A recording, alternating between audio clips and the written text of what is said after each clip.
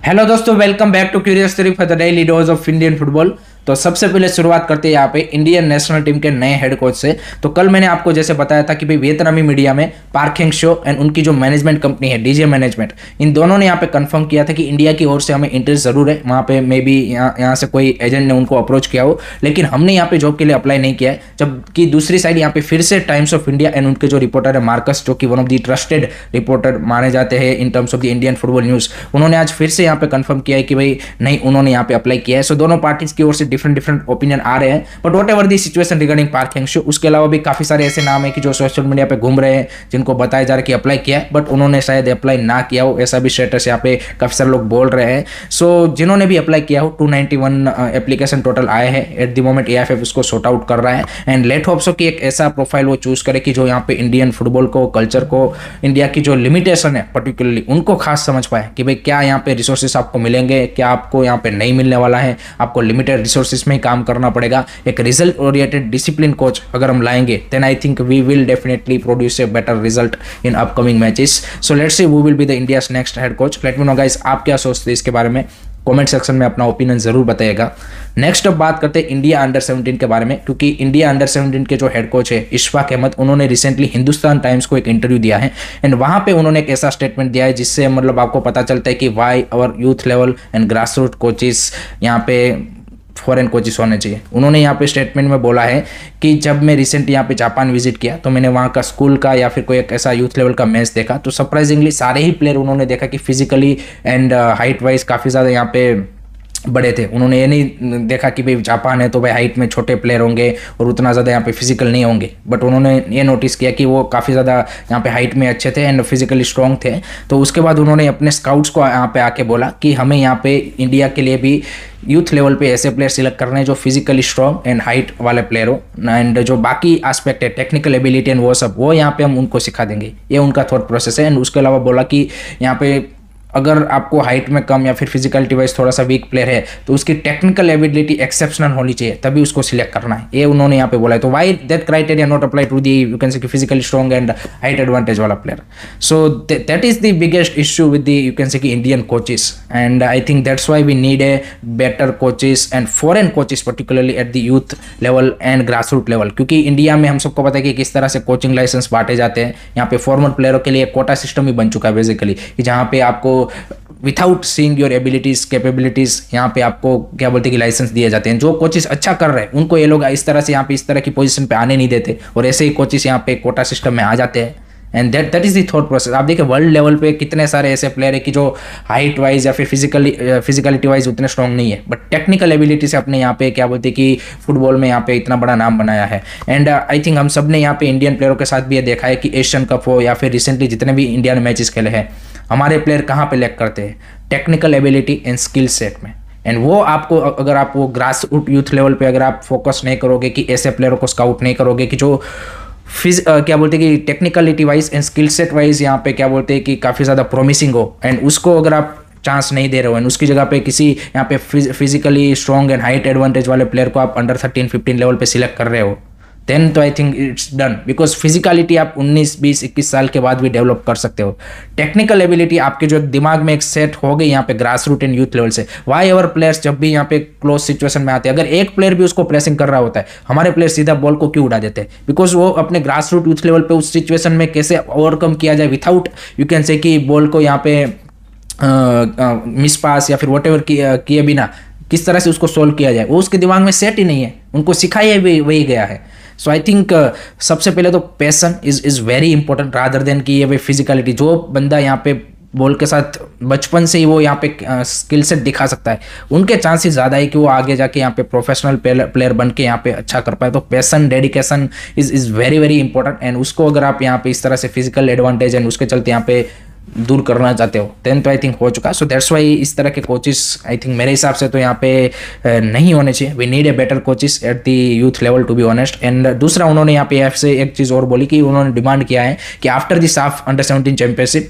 यहाँ पे 3-4 फ्रेंडलीज यहाँ पे अंडर 17 के लिए और ऑर्गेनाइज किया जाए, ताकि जो क्वालिफायर्स है एशियन कप में उसमें हम बेटर प्रिपेयर करके जाएं, जिसमें उन्होंने बोला कि हम बाकी कंट्रीज के साथ भी खेल सकते हैं या फिर आई लीग की टीम के साथ भी फ्रेंडलीज खेल सकते हैं या फिर जो CFL की टीम्स है उनके साथ भी फ्रेंडलीज खेल सकते हैं। तो उन्होंने AFF से रिक्वेस्ट की है, लेट्स सी AFF उनकी रिक्वेस्ट को एक्सेप्ट करते हैं कि नहीं करते, that will be interesting to see. But this is at the you can say grass root and youth level coaches thought process, तो क्या ही कर सकते हैं। नेक्स्ट बात करते हैं यहाँ पे अनवर अली के सागा के बारे में। तो वहाँ पे 2 अपडेट है। एक तो ये अपडेट है कि जो केस है अब यहाँ पे AFF की जो PCS है उसमें जा चुका है। AFF क्या बोलते हैं कि अनवर अली की ओर से मोहन बगान ने गाइज यहाँ पे नोटिस करना है कि उन्होंने अभी तक यहाँ पे PCS को कोई यहाँ पे रिक्वेस्ट या फिर नहीं किया है, क्योंकि वो तो यहाँ पे 19 जुलाई का वेट करेंगे। अगर प्लेयर उस टाइम पे क्या बोलते हैं कि ट्रेनिंग सेशन अटेंड नहीं करता है देन यहाँ पे वो मे बी AFF के पास जा सकते हैं। एंड ऐसा भी नहीं होगा कि भाई AFF की जो PCS है वो यहाँ पे कल मिल जाएगी एंड इसका डिसीजन सुना देंगे। वो भी यहाँ पे 3, 4, 5 या फिर उससे ज़्यादा केसों को यहाँ पे क्लब करेंगे, देन वो यहाँ पे उनकी मीटिंग होगी एंड देन यहाँ पे जो सारे केसेस है उनको वन गो में यहाँ पे डिसाइड किया जाएगा। तो अनवर अली का जो फ्यूचर है उसके लिए उसको यहाँ पे थोड़ा सा वेट करना पड़ सकता है, ऐसा नहीं होगा कि तुरंत डिसीजन आ जाएगा। दूसरी साइड ईस्ट बंगाल यहाँ पे कोई पिक्चर में है नहीं, यहाँ पे सिर्फ इतना ही है कि उनको यहाँ पे वेट एंड वॉच करना है। अगर यहाँ पे अनवर अली एंड उनका कैंप यहाँ पे मोहन बगान से वो टर्मिनेशन लेटर यहाँ पे लेके आ जाते हैं एंड NOC लेके आ जाते हैं, देन दे विल मूव। सो उनके लिए तो विन विन सिचुएशन है। बट उनसे पहले यहाँ पे जो ये र्यूमर्स आई थी कि उन्होंने साइन कर लिया है, वॉटेवर कर लिया है, वो अगर प्रूव हो गया देन उनके लिए दिक्कत है। अदरवाइज उनके लिए कोई यहाँ पे एट द मोमेंट वो सिनारियो में है ही नहीं उस सेंस में अगर आप देखें तो that is the status regarding Anwar Ali. Let's see कब तक AFF की PCS का डिसीजन आता है, that will be interesting to see. Next बात करते हैं यहाँ पे कोलकाता डार्बी के बारे में। जी अगर पहला कोलकाता डार्बी इस सीजन का एंड वहाँ पे ईस्ट बंगाल ने 2-1 से मोहन बगान सुपर जायंट को हराया है इन CFL and it's a very good match I would से। Particularly second half was a good and जिस तरह से ईस्ट बंगाल ने खेला I think they were a much stronger team and CFL में उनका आगाज भी धमाकेदार तरीके से हुआ है।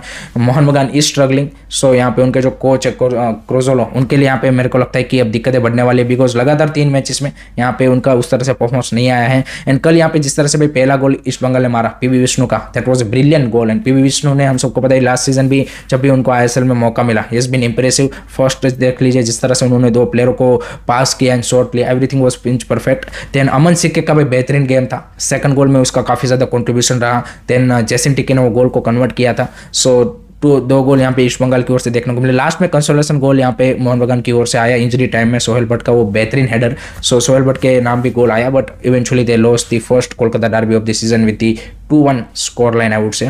नेक्स्ट अब बात करते हैं गाइस यहाँ पे मुंबई सिटी FC के बारे में, क्योंकि उनका एक जो लास्ट फॉरेनर है वो यहाँ पे इंटरेस्टिंग नाम निकल के आ रहा है। वो है यहाँ पे पोर्टुगीज डिफेंडर नुनो रेस 33 ईयर ओल्ड, जो कि उनके सिस्टर क्लब है मेलबर्न सिटी FC, वहाँ से वो साइन करने वाले हैं ऐसा र्यूमर आ रहा है। अभी तक ऑफिशियल नहीं हुआ बट र्यूमर काफी ज्यादा स्ट्रॉन्ग है and that's a very good profile.